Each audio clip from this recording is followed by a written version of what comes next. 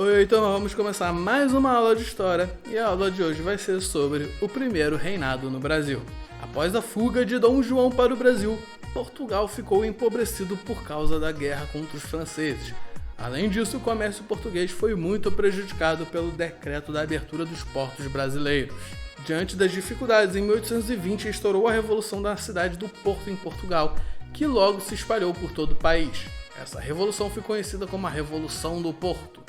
Vitoriosos, os revoltados formaram um governo provisório e exigiram o retorno imediato de Dom João VI para Portugal, e com medo de perder o trono, Dom João voltou para o seu país em 1821. Mas Dom João VI esvaziou os cofres do Banco do Brasil, levando quase todo o ouro para Portugal. No Brasil, deixou apenas seu filho, Dom Pedro, como príncipe regente. Dom Pedro nasceu em Portugal em 1798. Ele morreu em 1834 com 36 anos. Foi o primeiro imperador do Brasil e 28º rei de Portugal, ainda que o reinado em Portugal tenha durado apenas 7 dias em 1826. Ele era filho de Dom João VI e Carlota Joaquina. Além disso, foi pai de Dom Pedro II, segundo imperador do Brasil. Seu nome completo era Pedro de Alcântara, Francisco Antônio João Carlos Xavier, de Paulo Miguel, Rafael Joaquim José Gonzaga Pascoal, Cipriano Serafim de Bragança e Bourbon. No Brasil, Dom João VI deixou seu filho Dom Pedro como príncipe regente então. Mas os brasileiros queriam a independência. Os portugueses, por outro lado, queriam que o Brasil voltasse a ser colônia de Portugal, como era antes da vinda de Dom João VI. Eles queriam que Dom Pedro voltasse para Portugal e entregasse o governo a uma junta portuguesa. Mas Dom Pedro preferiu ficar no Brasil. Esta desobediência ficou conhecida como o Dia do Fico. Dom Pedro proclamou a independência em 7 de setembro de 1822, ao receber alguns decretos das Cortes de Portugal quando estava em viagem a São Paulo. Esses decretos anulavam algumas de suas decisões, tentando fazer com que Dom Pedro obedecesse às Cortes portuguesas. Dom Pedro aproveitou a ocasião e declarou a separação entre Brasil e Portugal. Mas para ser reconhecido oficialmente, o Brasil aceitou pagar indenizações de 2 milhões de libras esterlinas a Portugal. Para isso, pediu um empréstimo à Inglaterra, fato que iniciou a dívida externa do Brasil. Apesar do processo de independência ter base nas ideias iluministas de liberdade, a escravidão foi mantida, atendendo aos interesses dos grandes proprietários de terras. O Brasil continuou com um modelo agrário baseado em latifúndios e na produção de gêneros primários voltada para a exportação. Ou seja, pouco diferente de quando era colônia de Portugal. Ao contrário de outros países da América Latina que adotaram um sistema republicano, o Brasil adotou o governo monárquico, baseado no poder de um rei. No dia 1º de dezembro de 1822, Dom Pedro foi coroado primeiro imperador do Brasil com o título de Dom Pedro I. Seu governo ficou conhecido como Primeiro Reinado e durou de 1822 a 1831. Dom Pedro I enfrentou muitas dificuldades para governar o Brasil, em parte por causa do seu autoritarismo. Além disso, muitos achavam que Dom Pedro I, sendo português, em vez de se preocupar com os brasileiros, estava mais preocupado com a situação de Portugal. A postura do imperador em relação à Constituição de 1824, a Guerra da Cisplatina e a Confederação do Equador foram alguns dos fatos que levaram à sua abdicação em 1831.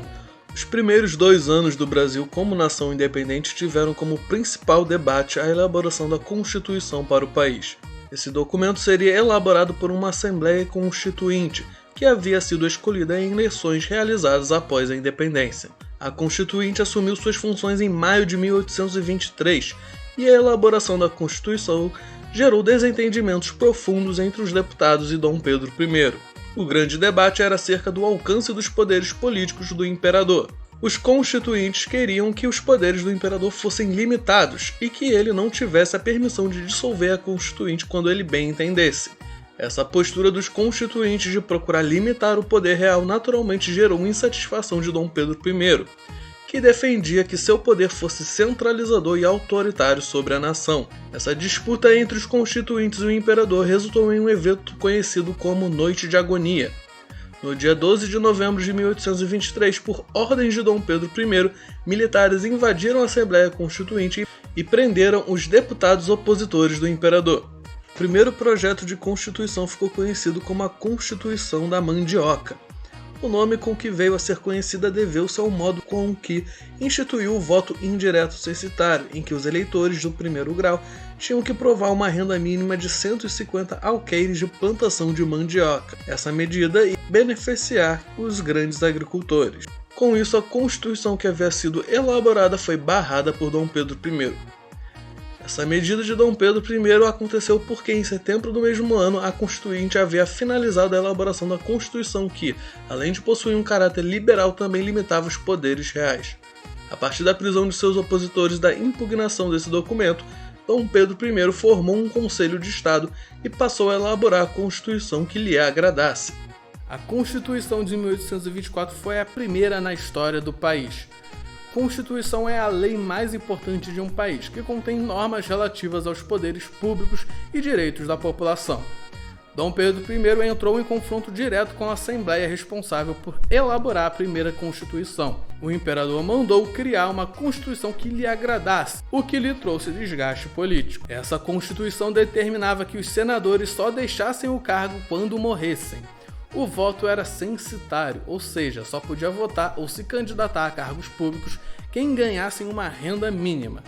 Além dos três poderes usuais, o executivo, legislativo e judiciário, a Constituição criava o poder moderador, feito especialmente para o imperador Dom Pedro. Esse quarto poder permitia a ele nomear o ministério, dissolver a Assembleia e nomear os presidentes das províncias. Assim, a Constituição de 1824 estabelecia um governo de poucos que representava apenas os mais ricos da sociedade e beneficiava o imperador. A Guerra da Cisplatina foi um conflito que ocorreu entre 1825 a 1828 na província Cisplatina, atual Uruguai. A província Cisplatina foi incorporada ao Brasil em 1821, após 4 anos de lutas sangrentas contra as tropas de Dom João VI. Porém, os costumes, tradições e língua diferentes, os uruguaios queriam formar um país independente.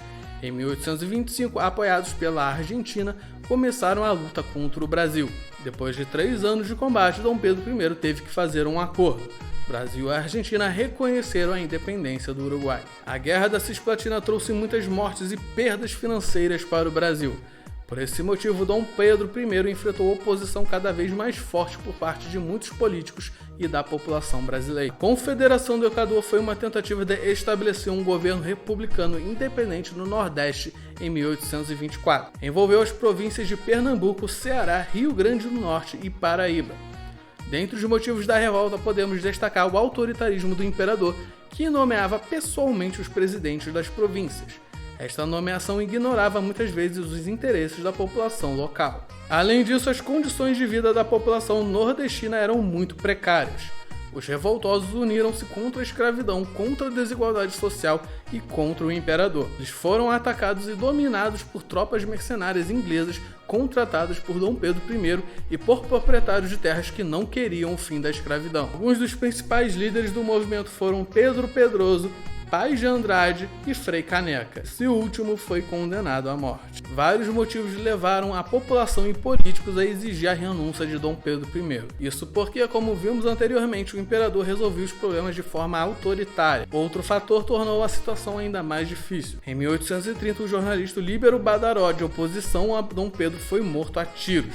O imperador foi o principal suspeito pelo crime. Mediante a conturbada situação, Dom Pedro I organizou uma comitiva em busca de apoio e prestígio em outras províncias do território. Dirigindo-se primeiramente a Ouro Preto, em Minas Gerais, a comitiva imperial foi hostilizada com as portas das casas fechadas e cobertas por mantos negros. Transtornado com a represália, Dom Pedro resolveu voltar à capital do império. Nesse meio tempo, os portugueses que viviam na cidade do Rio de Janeiro decidiram organizar uma festa de boas-vindas ao imperador.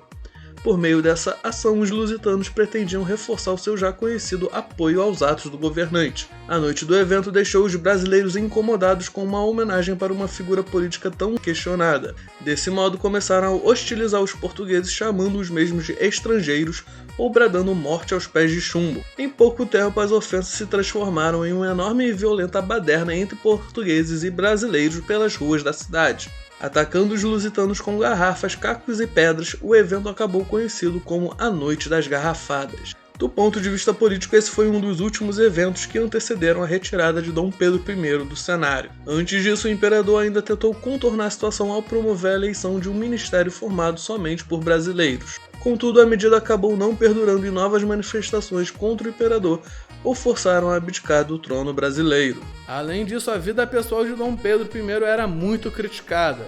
Dom Pedro tinha várias amantes, uma delas, a Marquesa de Santos, ficou muito conhecida entre os brasileiros. O choque entre os partidários do imperador e aqueles que eram contrários a ele tornavam-se cada vez mais violentos. Percebendo que tinha perdido a autoridade e o respeito da população, Dom Pedro I resolveu renunciar em 1831. Voltou para Portugal e deixou o trono para seu filho, Pedro de Alcântara, que tinha apenas 5 anos de idade. Então é isso, turminha, terminamos a aula de hoje. Tchau, tchau e lavem as mãos.